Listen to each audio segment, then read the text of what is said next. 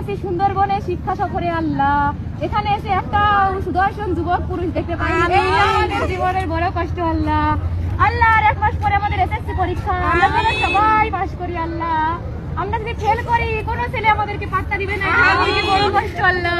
সবাই বলবে তুই ফেল করেছিস, তোকে বিয়ে করবো না, আমাদের বিয়ে হবে না আল্লাহ।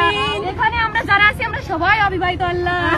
আমরা সবাই একটা ভালো জামাইয়ের আসার জন্য সায়েন্স নিয়ে লেখাপড়া করতেছি আল্লাহ। আমরা যেন ভালো একটা সুদর্শন টাকলা, আমিন আল্লাহ। এখানে আমরা যারা আছি সবাই অবিবাহিত আল্লাহ। আমরা একটা ভালো ছেলেকে পটাতে পারিনি এখানে, সেটা আমাদের সব থেকে বড় কষ্ট।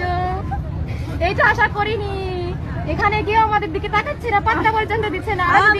1 মাস পরে এসএসসি পরীক্ষা, আমাদের শিক্ষা সফরে আনছিল না, আমরা জোর করে এসেছি এখানে।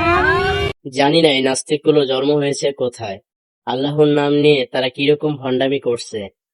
তাদেরকে তার পরিবার লেখাপড়া করানোর জন্য কলেজে পাঠায়, আর তারা জঙ্গলে বসে দেখুন কিরকম আল্লাহর নাম নিয়ে ভণ্ডামি করছে। আপনারা ভিডিওটা সবাই বেশি বেশি শেয়ার করবেন, যেন তাদের পরিবারের কাছে এই ভিডিওটা পৌঁছায়।